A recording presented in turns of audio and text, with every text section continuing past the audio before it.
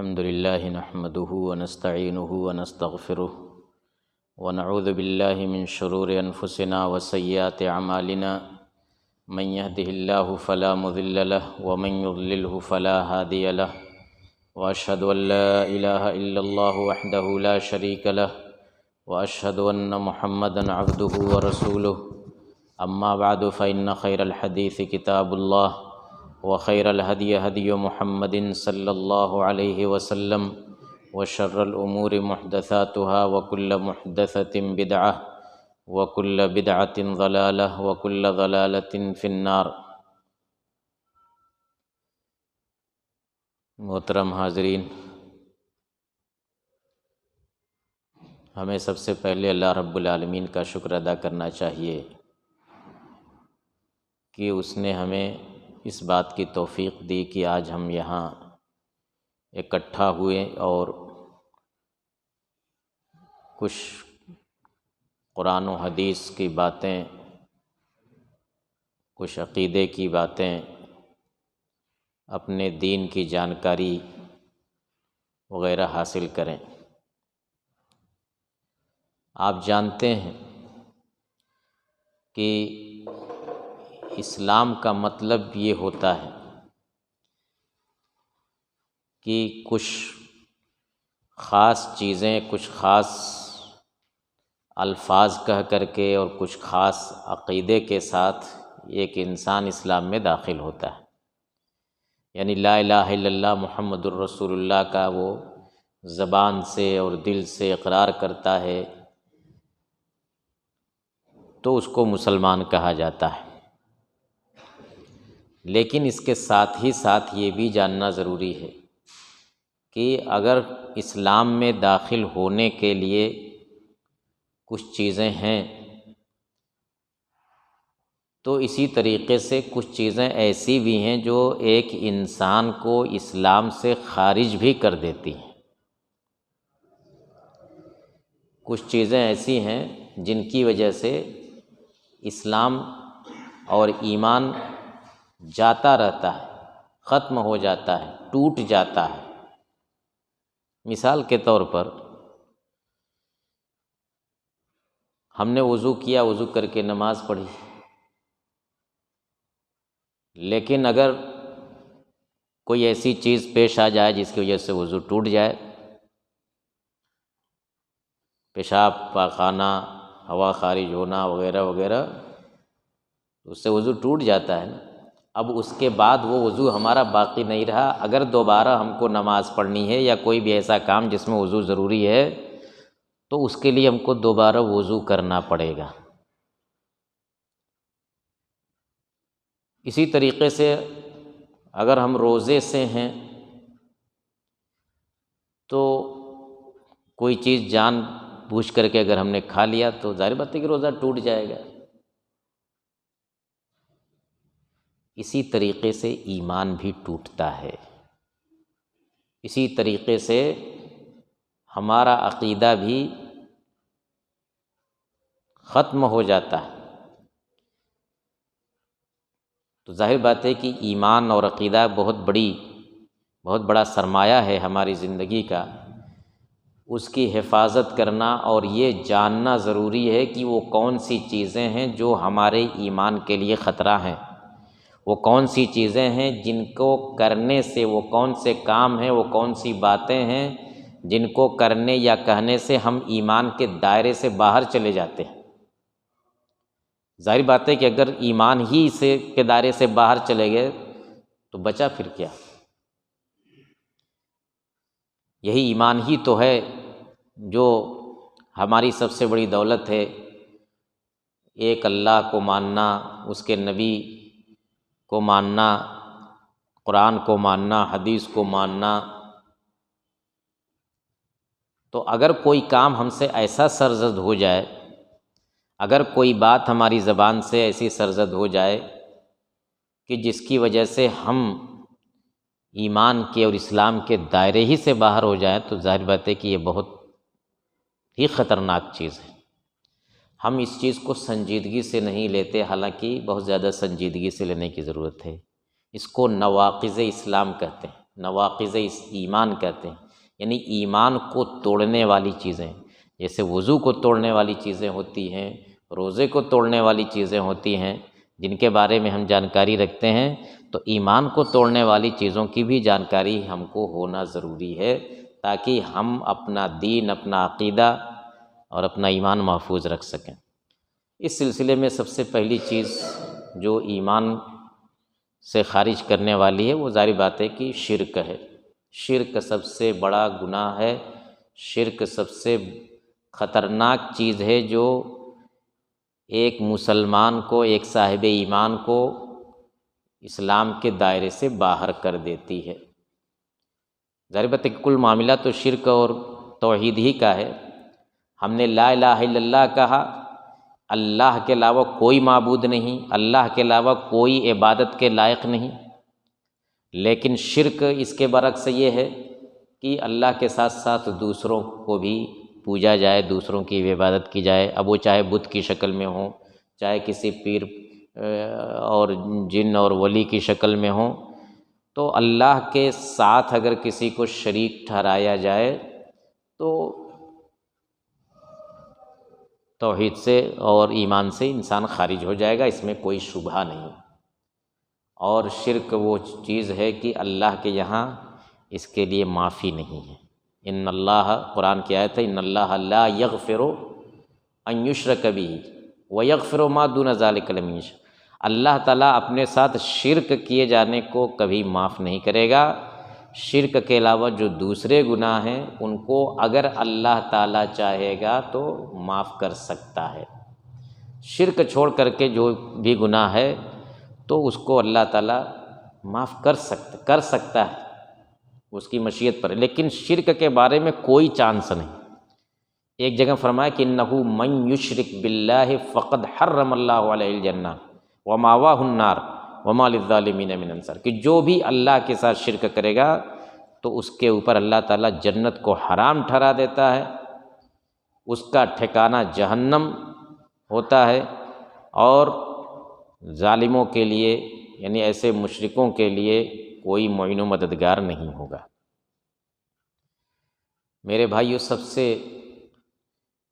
بڑی حد فاصل، سب سے موٹی ریڈ لائن کہہ لیجئے، سرخ نشان ہمارے لیے یہی ہے کہ شرک کی جتنی بھی شکلیں ہیں، شرک کا مطلب صرف یہی نہیں ہوتا ہے کہ بتوں کے سامنے آ کر کے آدمی جو ہے ماتھا ٹیکے، صرف شرک اسی کو نہیں کہتے ہیں۔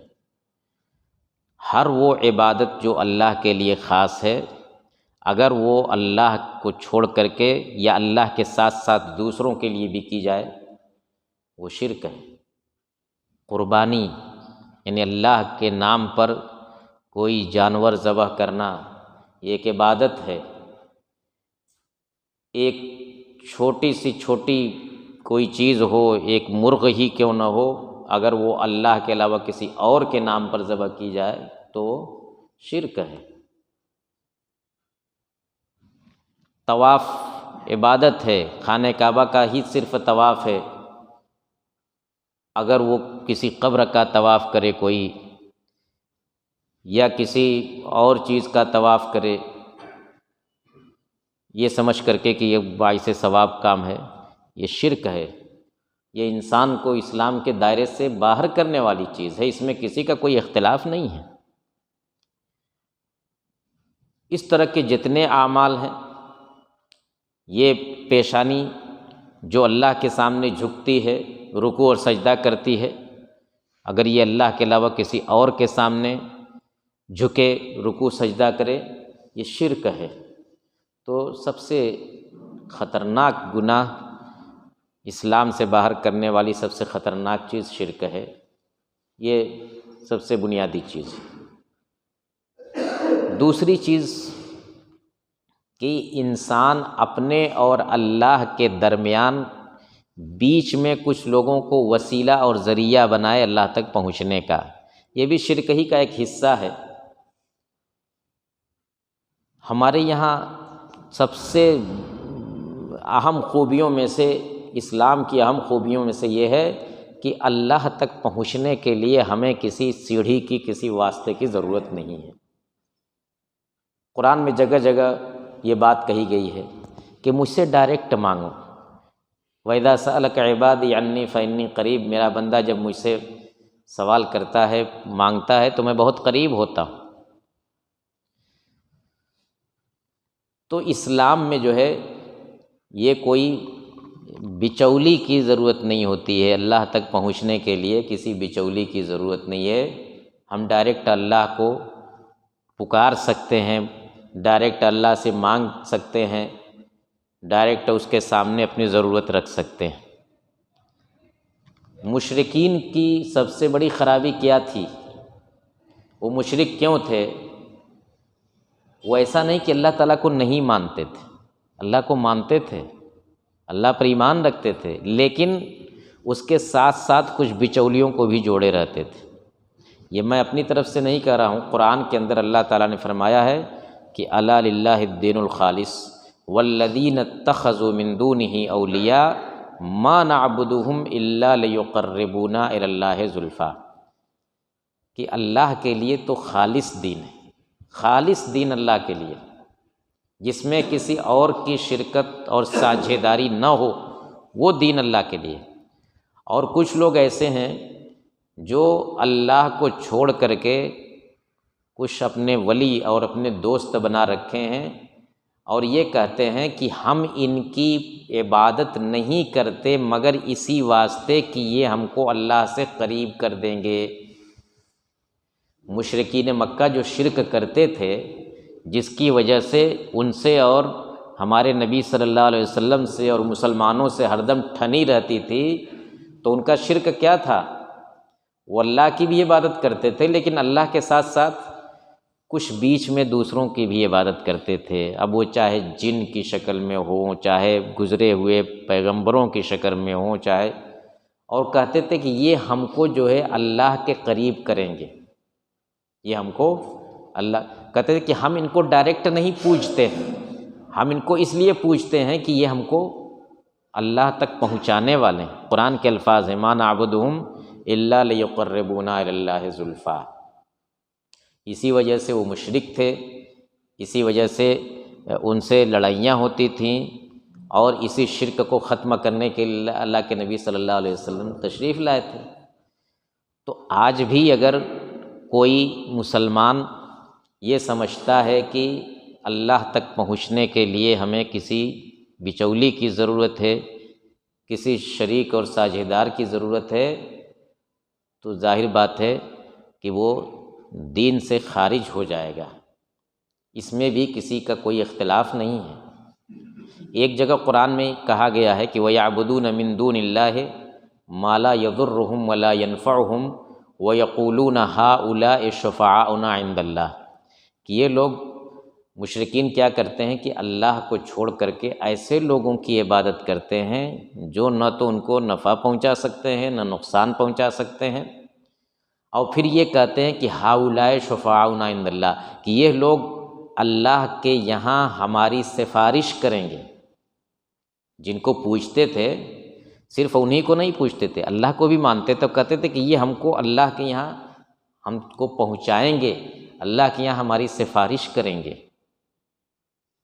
دیکھیے کتنی صاف بات ہے، قرآن کی بات کتنی صاف ہے کہ ہم ان کو اس لیے نہیں پوچھتے کہ ہم ان کو ڈائریکٹ معبود مانتے ہیں، ہم ان کو اس لیے پوجتے ہیں کہ یہ ہم کو اللہ تک پہنچانے کا ذریعہ ہے۔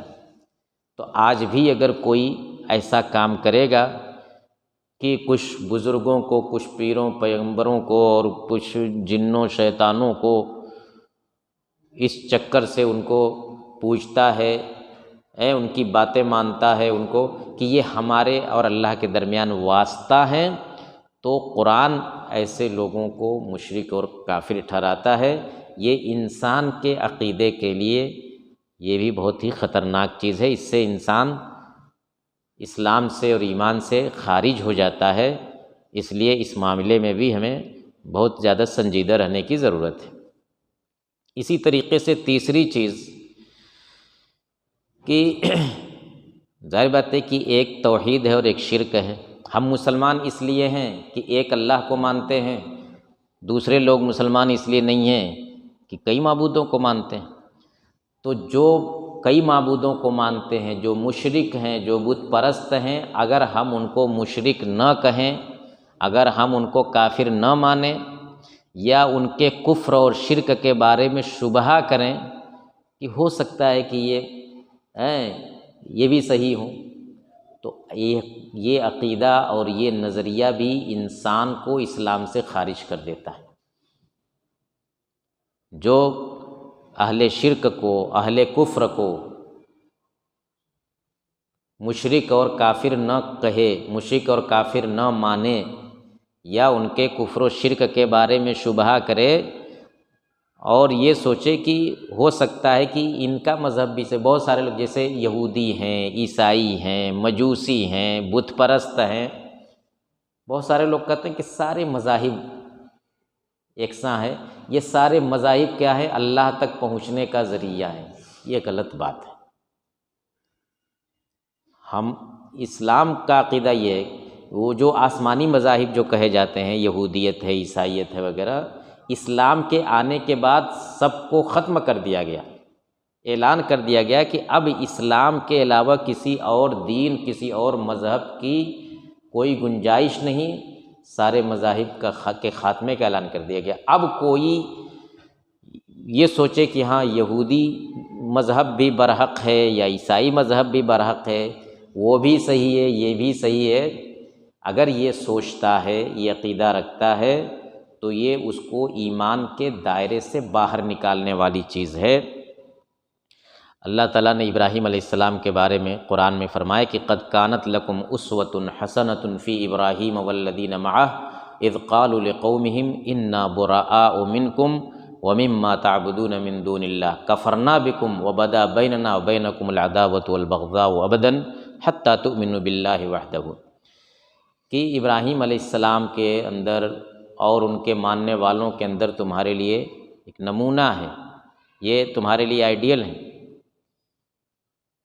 کہ انہوں نے، یعنی ابراہیم اور ان کی قوم نے اپنی قوم کے لوگوں سے، یعنی مشرکین سے کہا کہ انا براء منکم، ہم تم سے بری ہیں، ہم تم سے الگ ہیں، تم سے ومما تعبدون من دون اللہ، اور اللہ کو چھوڑ کر کے جتنے لوگوں کی تم پوجا کرتے ہو سب سے ہم بری ہیں، سب سے ہم دور ہیں۔ کفرنا بکم، ہم تمہارے ساتھ تمہارے منکر ہیں، اور ہمارے اور تمہارے درمیان عداوت اور دشمنی ظاہر ہے، جب تک تم ایک اللہ پر ایمان نہیں لاؤ گے ہمارے اور تمہارے درمیان کوئی دوستی، کوئی محبت نہیں۔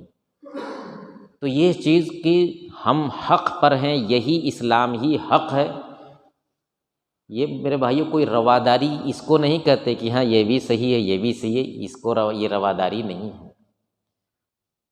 بلکہ ہم بھائی حق، اسلام کو حق مانتے ہیں، اسی لیے تو مسلمان ہیں۔ اگر وہ بھی صحیح رہتا، یہ بھی صحیح رہتا، تو پھر کس چیز کی لڑائی رہتی؟ کیوں ہم کو جو ہے آج دنیا کے اندر مسلمان ہونے کے ناطے ہی تو سارا کچھ ذلیل کیا جاتا ہے اور دشمنی رکھی جاتی ہے، اور ہم ہیں کہ کہیں کہ یہ بھی صحیح، وہ بھی صحیح۔ میرے بھائیو، یہ ہمارے دین کے لیے، ہمارے عقیدے کے لیے، ہمارے ایمان کے لیے بہت ہی خطرناک چیز ہے۔ اگر کوئی شخص ایسا عقیدہ رکھ کر کے اس دنیا سے گزر جائے گا تو اس کی موت کفر پر مانی جائے گی، یہ بالکل کنفرم بات ہے۔ یہ تین چیز ہوئی، چوتھی چیز یہ ہے کہ اگر کوئی یہ تصور کرتا ہے، کوئی یہ سمجھتا ہے کہ نبی صلی اللہ علیہ وسلم کے طریقے سے بہتر بھی کوئی طریقہ ہو سکتا ہے، یا نبی صلی اللہ علیہ وسلم کے فیصلے سے بھی بہتر کوئی فیصلہ ہو سکتا ہے، تو یہ بھی انسان کو دائرۂ ایمان سے باہر کرنے والی چیز ہے۔ ہم ہمیشہ سنتے ہیں کہ ان خیر الہدی ہدی محمد صلی اللہ علیہ وسلم، کہ سب سے بہترین طریقہ محمد صلی اللہ علیہ وسلم کا طریقہ، یعنی آپ نے جو اللہ کی، یہ جو نبی کا اپنا بنایا ہوا طریقہ نہیں ہے، یہ اللہ کی طرف سے دیا ہوا ہے۔ نبی کچھ بھی کہتے تھے تو اللہ کی طرف سے وہ کہتے تھے، تو بہترین طریقہ وہ ہے جو اللہ کے نبی کا طریقہ ہو۔ اب اگر ہم سمجھتے ہیں کہ ہاں فلاں کا بھی طریقہ جو ہے فلاں کا بتایا ہوا، مثلاً یہودی یہ کام کرتے ہیں تو وہ اچھا ہے، بجائے یعنی کسی خاص معاملے میں یہ مانیں کہ ان کا طریقہ بہتر ہے، یا اللہ کے نبی صلی اللہ علیہ وسلم کا کوئی فیصلہ ہو کہ یہ کام ایسے کیا جائے، یہ کام ایسے کیا جائے، تو اس کے بارے میں کوئی انسان یہ سمجھے کہ یہ ٹھیک نہیں ہے، وہ کسی دوسرے کی بتائی ہوئی چیز۔ اسی ضمن میں یہ بھی آئے گا کہ اسلامی عدالت ہوتے ہوئے، یعنی اپنے معاملے کو شریعت کی روشنی میں حل کرنے کی گنجائش رہتے ہوئے ہم دوسری جگہوں پر جا کر کے اپنے فیصلے کرائیں، دوسروں کو اپنا فیصل مانیں، ایسے قوانین کی طرف جائیں جو اللہ کے نازل کردہ نہیں، بناوٹی انسان نے بنائے ہیں۔ انسان نے کچھ قوانین بنائے ہیں جو جن میں سے کچھ چیزیں ہماری شریعت کے مطابق بھی ہو سکتی ہیں اور بہت ساری چیزیں ہماری شریعت کے خلاف بھی ہیں۔ تو اگر کوئی شخص ایسے قانون کو اپنا فیصل مانتا ہے، ایسے قانون کو اچھا سمجھتا ہے، تو یہ چیز اس کو دائرۂ ایمان سے خارج کرنے والی ہے۔ اس سے انسان کو بچنا چاہیے۔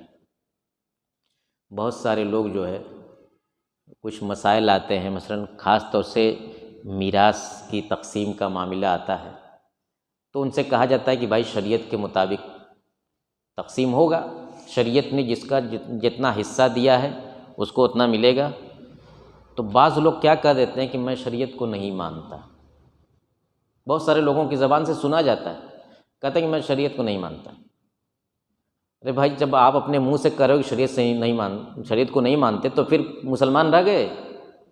تم خود کہہ رہے ہو، میں نہیں کہہ رہا ہوں، تم خود کہہ رہے کہ میں شریعت کو نہیں مانتا، میں اسلامی فیصلے کو نہیں مانتا۔ یہ کتنی خطرناک بات ہے کہ ایک طرف تو آپ لا الہ الا اللہ محمد الرسول اللہ پڑھے ہوئے ہو، ایک طرف آپ کا نام عبداللہ عبد الرحمن ہے، اور دوسری طرف کہتے ہو کہ میں اسلامی فیصلے کو نہیں مانتا، میں اسلامی شریعت کو نہیں مانتا، فلاں جو فیصلہ کرے گا اس کو میں مانوں گا، کورٹ کا فیصلہ میں مانوں گا۔ کون سا کورٹ؟ کورٹ کا جو قانون ہے وہ اللہ کا بنایا ہوا قانون ہے۔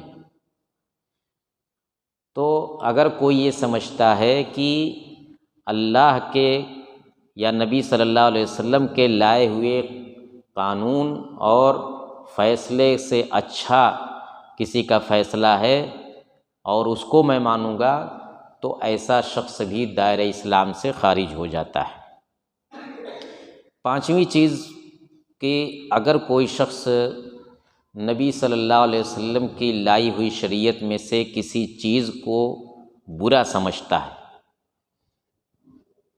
نبی صلی اللہ علیہ وسلم کے کسی فیصلے کو برا سمجھتا ہے، اس پر عمل کرتا ہے، وہ اس کو مانتا ہے، لیکن دل میں اس کو اچھا نہیں لگتا ہے، کہتا ہے کہ یہ تو بڑی خراب چیز ہے، بھلے اس پر عمل کرتا ہے، نماز پڑھتا ہے لیکن اس کا دل جو ہے کہتا ہے کہ کیا نماز، ہر دم نماز، ہر دم نماز۔ اگر کوئی ایسا سوچتا ہے تو یہ چیز اس کے دین کے لیے، اس کے ایمان کے لیے خطرہ ہے، اس کو دائرہ ایمان سے خارج کرنے والی چیز ہے۔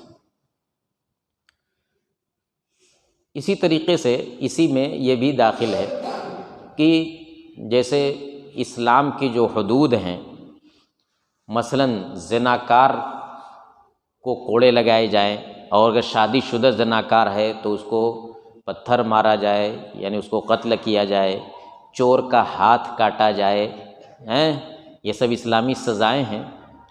تو بعض لوگ اپنے کو دانشور کہتے ہیں اور وہ یہ سمجھتے ہیں کہ اسلام کی یہ سزائیں جو ہے نا، یہ ٹھیک نہیں ہیں، یہ بڑی سخت ہیں، اس سے اسلام کی بڑی بدنامی ہوتی ہے۔ ایسی بات نہیں، یہ آپ نہ سمجھتے ہیں کہ اسلام کی بدنامی ہوتی ہے۔ انہی سخت سزاؤں کی وجہ سے جہاں یہ سخت سزائیں نافذ ہیں، وہاں جا کر کے دیکھیے امن و امان کا کیا حال ہے۔ بغیر سختی کے میرے بھائیوں کوئی کام نہیں بنتا، جب نرمی سے کام نہیں بنتا تو وہاں سختی کی ضرورت ہوتی ہے۔ اگر ملک کے اندر، شہر کے اندر امن و امان قائم رکھنا ہے تو لا اینڈ آرڈر، اس میں پاور ہونا چاہیے، سختی ہونی چاہیے۔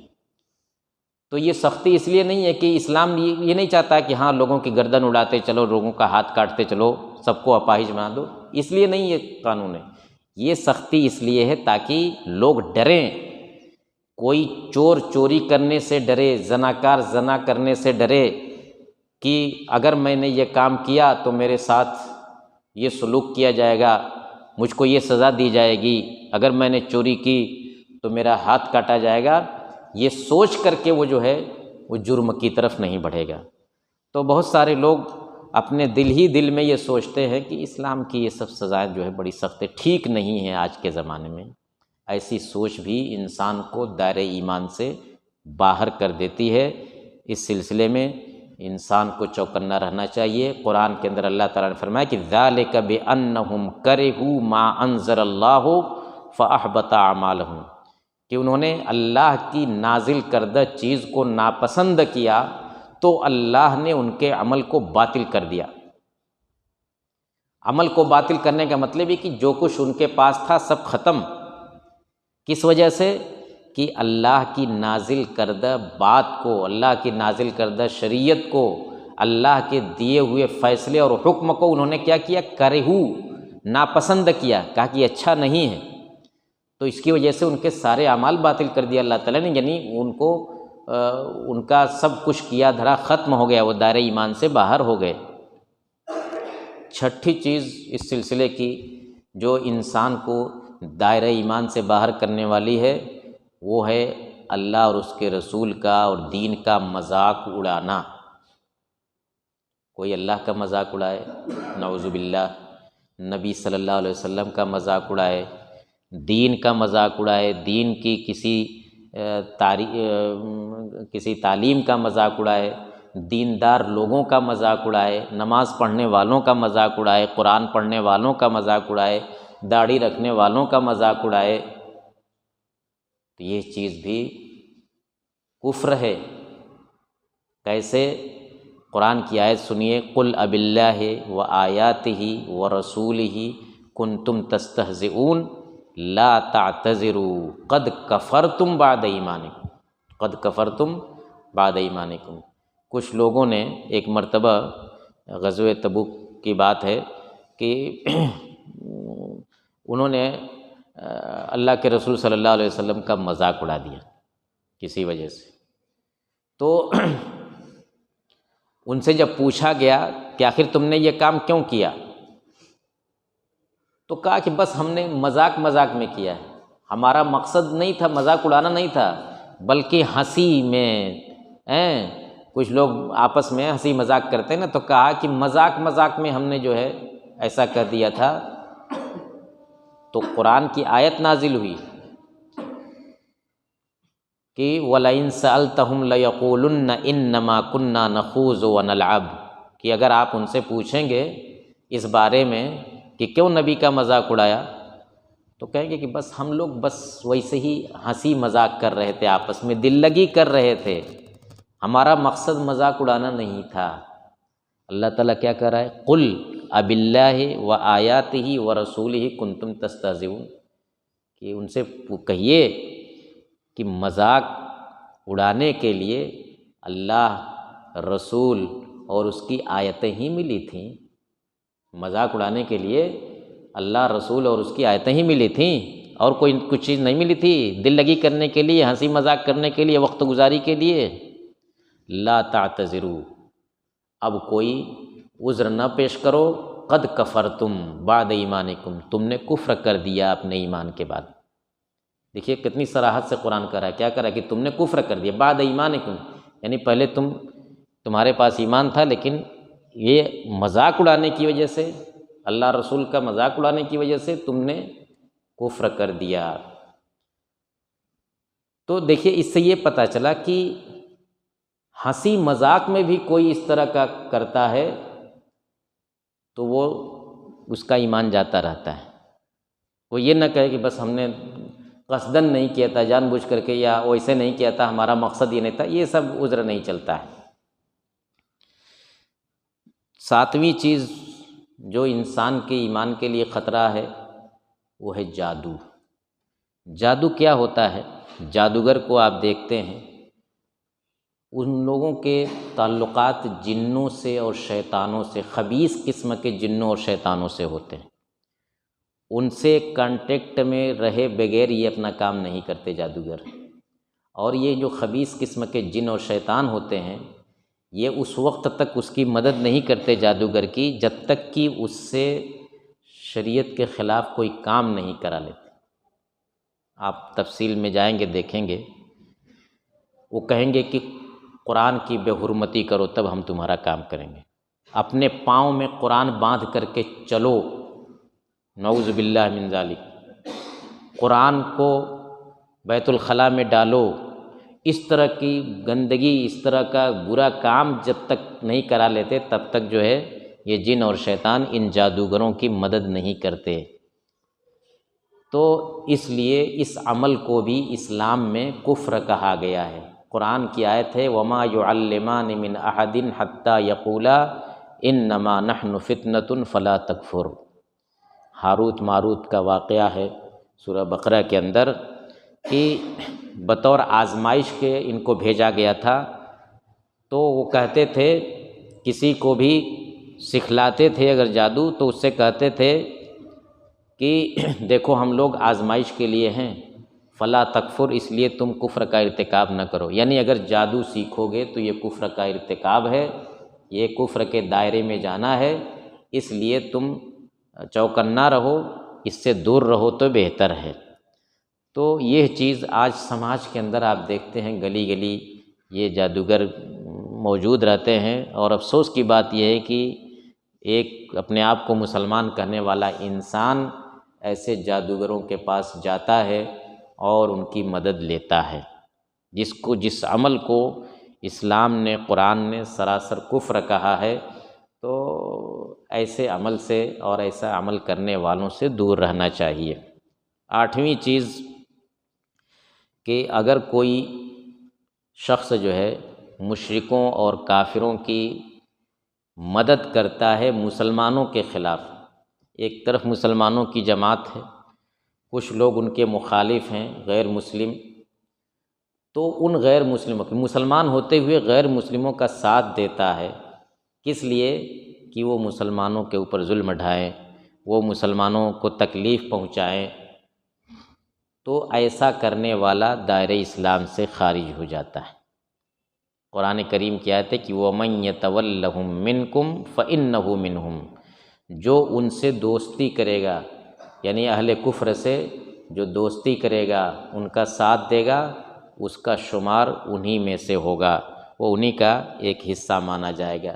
یہ کتنی بدنصیبی کی بات ہے کہ کچھ مادی فائدے کے لیے، کچھ وقتی فائدے کے لیے کچھ لوگ جو ہے دوسروں سے مل جاتے ہیں، اور ایسا کام کرتے کراتے ہیں کہ پوری مسلم کمیونٹی کو یا مسلمانوں کو اس سے تکلیف پہنچے، نقصان پہنچے۔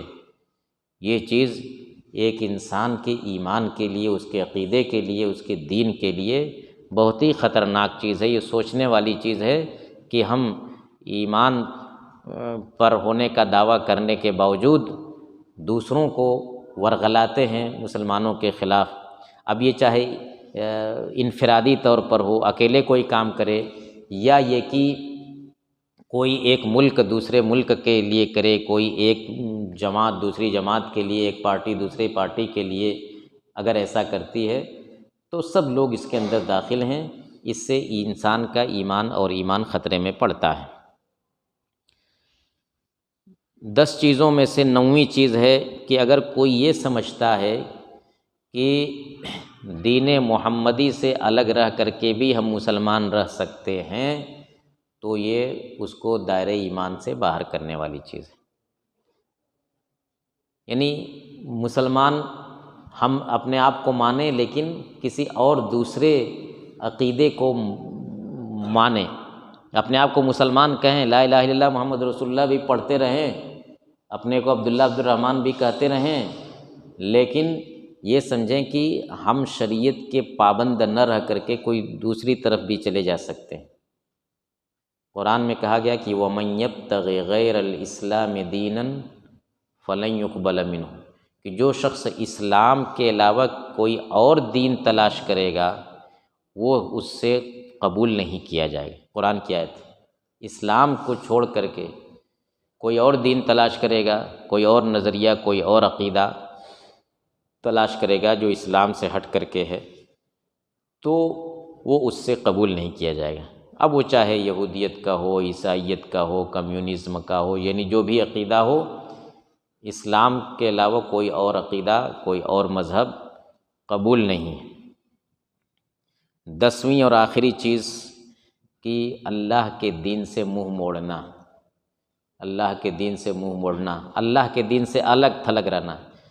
صرف اپنے آپ کو مسلمان مان لیا، کوئی مطلب نہیں کہ اسلام کیا ہے اور اسلام کی تعلیم کیا ہے، اسلام کے تقاضے کیا ہیں، ہم مسلمان ہیں تو کیوں ہیں۔ کتنے لوگ ایسی زندگی گزارتے ہیں کہ ان کی زندگی میں اسلام کی کوئی رمق نہیں، آپ دیکھیں گے ان کو کوئی مطلب نہیں، ان سے رسول کا نام پوچھ دیں گے تو نہیں بتا پائیں گے، ان سے پوچھ لیں گے کہ قرآن کس کو کہتے ہیں، قرآن میں کتنے پارے ہیں، کتنی سورتیں ہیں، کچھ نہیں ان کو معلوم۔ بس وہ مسلمان گھرانے میں پیدا ہوئے، ان کا نام مسلمانوں کی طرح ہے، اتنے ہی۔ تو یہ اعراض اس کو کہا جاتا ہے، منہ موڑنا۔ قرآن کے اندر اللہ تعالیٰ نے فرمایا کہ وَمَنْ أَظْلَمُ مِمَّنْ ذُكِّرَ بِآيَاتِ رَبِّهِ ثُمَّ أَعْرَضَ عَنْهَا، اس سے بڑا ظالم کون ہو سکتا ہے کہ جس کو اللہ کی آیتوں کے ذریعے نصیحت کی گئی فَأَعْرَضَ عَنْهَا، تو اس نے منہ پھیر لیا۔ اِنَّا مِنَ الْمُجْرِمِينَ مُنْتَقِمُونَ، ہم ایسے مجرموں سے انتقام لیں گے۔ تو اس کو جب بتلایا جاتا ہے کہ دیکھو دین یہ ہے، دین کے تقاضے یہ ہیں، مذہب کے تقاضے یہ ہیں، تو منہ موڑ لیتا ہے، کہتا ہے کہ ہم کو ان سب چیزوں کی ضرورت نہیں ہے۔ تو یہ چیز اس کو دائرہ ایمان سے باہر کرنے والی چیز ہے۔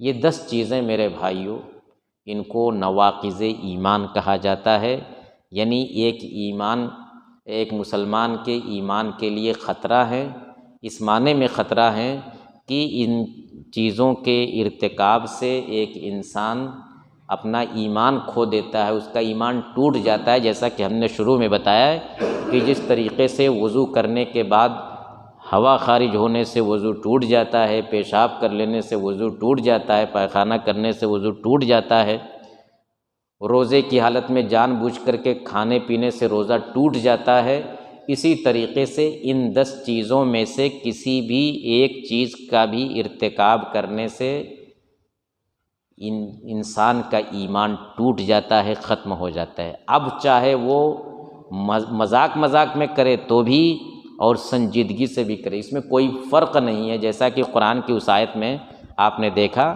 کہ اللہ رسول کا جن لوگوں نے مذاق اڑایا تھا تو انہوں نے کہا تھا کہ بس ہم نے بس ویسے ہی ہنسی مذاق میں دل لگی میں ایسا کہا تھا، لیکن اس آیت میں کہا گیا کہ اس کے باوجود تم نے کفر کیا۔ تو یہ کوئی یہ نہ سمجھے کہ اگر ہنسی میں ہم نے ایسا کر دیا، ہنسی میں کسی نمازی کا مذاق اڑا دیا، ہنسی میں کہہ دیا کہ ہاں قرآن اللہ کا کلام نہیں ہے، ہنسی میں کہہ دیا کہ ارے اس سے اچھے تو اور بھی مذہب ہے، تو چاہے ہنسی میں کہیں تو یا دل لگی یا سنجیدگی کے ساتھ کہیں تو ہر حالت میں یہ ہمارے دین کے لیے، ہمارے عقیدے کے لیے خطرہ ہیں، ہمیں اپنے عقیدے کی حفاظت کرنی چاہیے۔ دوسری بات اور آخری بات اس سلسلے کی یہ ہے کہ اس کا مطلب یہ نہیں ہے کہ کسی کو ان کاموں میں سے کوئی کام کرتا یا ان باتوں میں سے کوئی بات کرتے دیکھا تو ہم اس کو کافر کہہ دیں۔ کافر کہنا کسی کو یہ ہمارا حق نہیں ہے۔ اس کے لیے بہت ساری جو ہے وہ فارمیلٹی جس کو کہتے ہیں، اس کے بڑی ساری ترتیبات ہیں جس کو اہل علم جانتے ہیں، سب لوگ وہ تفصیل نہیں جانتے۔ کسی مسلمان کو کافر کہنا تعیین کے ساتھ کہ فلانا آدمی کافر ہے، یہ کسی طرح سے درست نہیں۔ ہم یہ کہہ سکتے ہیں کہ اس نے ایسا کام کیا جو کفر والا کام ہے، لیکن اس کو کافر کہنا شریعت نے اس میں منع کیا گیا ہے، اور یہ اسی وقت ہم اس کو کافر ٹھہرا سکتے ہیں جب اہل علم یعنی علماء دین بیٹھ کر کے فیصلہ کریں کہ اس نے یہ کام کیوں کیا، کن حالت میں کیا، وہ فیصلہ کریں گے کہ اس کو کافر ٹھہرایا جائے یا نہ ٹھہرایا جائے۔ ہم اور آپ یعنی انفرادی طور پر کرنے کا یہ کام نہیں ہے۔ اگر کوئی ایسا کرتا ہے تو یہ چیز بھی اس کے دین کے لیے، اس کے ایمان کے لیے خطرہ ہے۔ البتہ یہ کہ اگر کسی نے بحالت مجبوری ان 10 کاموں میں سے کسی کام کا ارتکاب کر لیا، وہ اپنے اختیار سے نہیں کیا اس نے، بلکہ اس کو مجبور کیا گیا۔ جیسے آج کے زمانے میں دیکھتے ہیں نا کہ انسان کو پکڑ کر کے اس سے کہوایا جاتا ہے کہ یہ نعرہ لگاؤ نہیں تو جو ہے قتل کر دیں گے۔ تو ایسی مجبوری میں اگر کوئی وہ نعرہ لگاتا ہے اپنی جان بچانے کے لیے تو یہ معاف ہے۔ قرآن کی آیت ہے کہ الا من اکرہ وقلبہ مطمئن بالایمان، کہ اگر کسی کو مجبور کر دیا جائے کلمہ کفر کہنے پر، اس حال میں کہ اس کا دل ایمان پر مطمئن ہے اور وہ کہہ دیتا ہے تو یہ معاف ہے۔ وَلَٰكِن مَّن شَرَحَ بِالْكُفْرِ صَدْرًا فَعَلَيْهِمْ غَضَبٌ مِّنَ اللَّهِ، البتہ جو پورے اختیار سے، پورے شرح صدر کے ساتھ اگر کوئی کفر کی بات کہتا ہے تو اس کے اوپر اللہ کا غضب ہوتا ہے۔ تو بحالت مجبوری، کسی نے زبردستی کر کے آپ سے کوئی کام کروایا، اس طرح کا مجبور کیا، آپ نے دل سے وہ کام نہیں کیا بلکہ مجبوری کی حالت میں اپنی جان بچانے کے لیے کر دیا تو وہ معاف ہے۔ لیکن اپنے اختیار سے اگر کر دیا بغیر کسی مجبوری کے، اپنے اختیار سے، اپنے ہوش و حواس سے، تو ظاہر بات ہے کہ ایسا عمل انسان سے قبول نہیں ہوگا۔ تو یہ 2-3 چیزیں جو آخر میں بتلائی گئی اس پر توجہ دینا کہ ہم اپنی طرف سے کسی کو کافر نہیں کہہ سکتے، اور یہ کہ اگر بحالت مجبوری ان چیزوں میں سے کسی چیز کا ارتکاب کیا گیا ہے تو اللہ کے یہاں معاف ہے۔ اور یہ کہ چاہے مذاق میں کہیں اس طرح کی باتیں، چاہے سنجیدگی کے ساتھ کہیں، وہ اسلام کو، انسان کے اسلام کے لیے، دین کے لیے اور عقیدے کے لیے خطرہ ہے۔ اللہ رب العالمین سے دعا ہے کہ وہ ہمیں اپنے دین کی، اپنے ایمان کی حفاظت کی توفیق عطا فرمائے، اور ہر اس عمل سے بچائے، ہر اس قول سے بچائے، ہر اس فعل سے بچائے جو ہمارے دین کے لیے، ہمارے ایمان کے لیے خطرہ ہے۔ جب تک اللہ تعالی ہم کو زندہ رکھے، دین پر، اسلام پر زندہ رکھے، اور جب ہمارا خاتمہ ہو تو ایمان پر خاتمہ ہو۔ وآخر دعوانا الحمد للہ رب العالمین۔